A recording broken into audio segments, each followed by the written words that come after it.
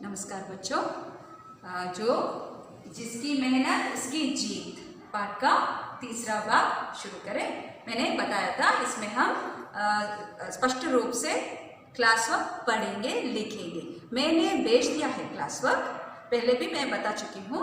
यहाँ मैं उसे फिर से दोहराऊंगी। आपको पढ़ना है, स्पष्ट रूप से पढ़ना सीखना है। ठीक है बच्चों, अब देखते हैं। यह तो आपके किताब में पेज नंबर 33 में है, सही वर्णों से समानार्थक शब्द लिखो। इससे हम शुरू करते हैं। उसके बाद मैंने कुछ पीपीटी में भी मेंस डाल दिया है और कुछ मैंने क्लास वर्क में भी लिख दिया है। उसे आपको लिखना है, फाइल करना है। ठीक है बच्चों, यहाँ घर, पुस्तक, आसमान, भीतर, इन सभी शब्दों के समानार्थक रूप को यहाँ लिखना है। यहाँ तो उदाहरण के रूप में आपको दिया है, घर का समानार्थक रूप है मकान। यहाँ मैंने पहले ही लिख दिया है। और दूसरा है पुस्तक। पुस्तक के समानार्थक रूप क्या है? और एक नाम किताब है। पुस्तक को हम किताब भी कहते हैं, है ना। तो तीसरा आसमान। आसमान मीन्स अंबर, गगन, आकाश। यहाँ शाह दिया है, इसलिए हमें आकाश लिखना है। ठीक है बच्चों, यहाँ दीर्घ और का दीर्घ मैंने लिखा है, आपको भी ऐसा ही लिखना है। यहाँ चौथा है भीतर। भीतर मीन्स अंदर। सी यहाँ हम दिया है तो हम द और रा लिख देते हैं, तो यह हो गया अंदर।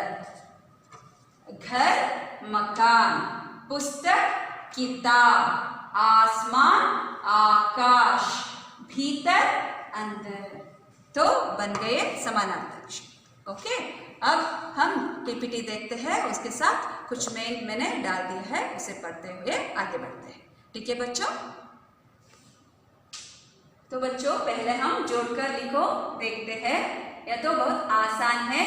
चींटी नाचने लगी, टीनू ने धीरे से पूछा, कोशिश करने से मैं हारूंगी नहीं, मेहनत से काम करना, एक के पीछे एक जा रही थी। तो आपको यह सब लिखना है, आपको डायरेक्ट आंसर्स लिखनी है। ठीक है बच्चों,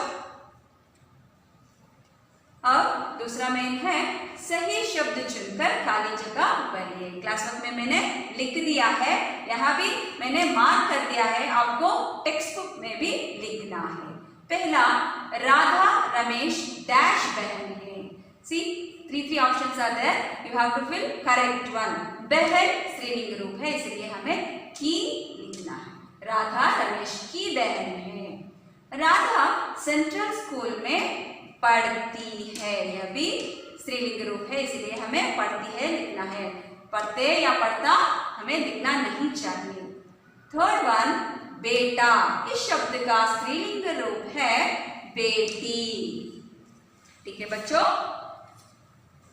तो अब हम देखते हैं विजातीय शब्द चुनकर लिखिए, अनन्य रूप लिखिए, विजातीय शब्द चुनकर लिखिए। ऐसा आपको हम हमेशा देते हैं, 8 1 आउट। ओके, यहाँ तोता, कबूतर, कौवा, ये तीनों पक्षियों का नाम है। सांप means snake, so you have to take it out.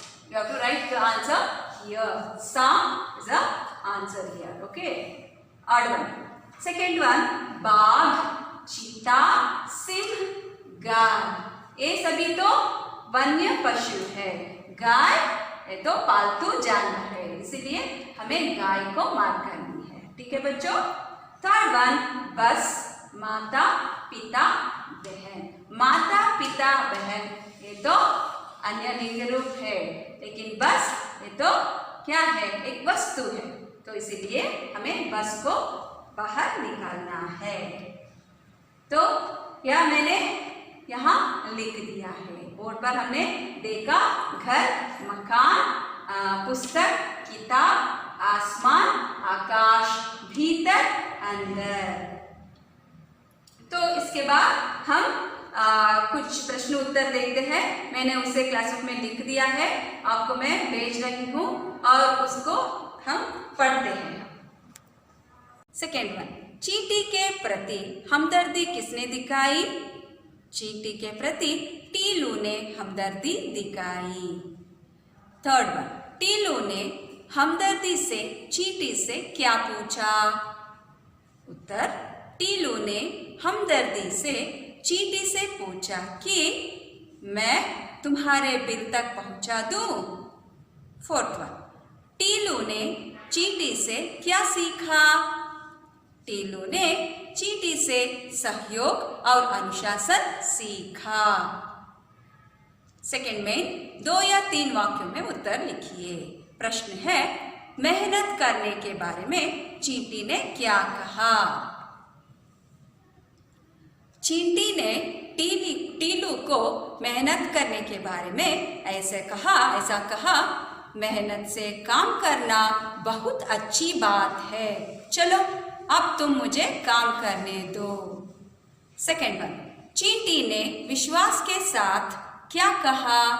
चींटी ने टीलू के अविश्वास से भरी प्रश्न के विश्वास के साथ यह उत्तर दिया कि कोशिश करने पर मैं हारूंगी नहीं।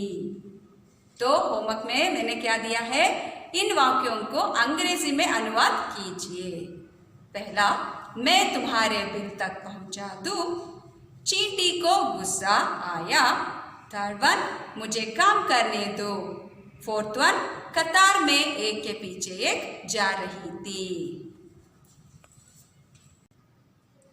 तो बच्चों, हमने सारे प्रश्नों के उत्तर पढ़ लिया और मैंने अंग्रेजी में अनुवाद करने के लिए दिया है आपके पुस्तक में पेज नंबर 32, इसमें 7th में है, कन्नड़ में अनुवाद कीजिए। मैंने पहले भी बताया था कि हम कन्नड़ में अनुवाद नहीं करते, हम हमेशा अंग्रेजी में अनुवाद करते हैं। तो इसलिए यह मैंने आपको करने के लिए दिया है। पहले 2 लेसन में मैंने किया था, इसलिए आपको करना है और मैं देखूंगी अगले वीडियो में मैं इसे पूछूंगी।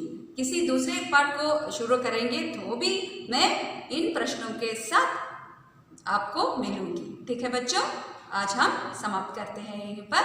धन्यवाद।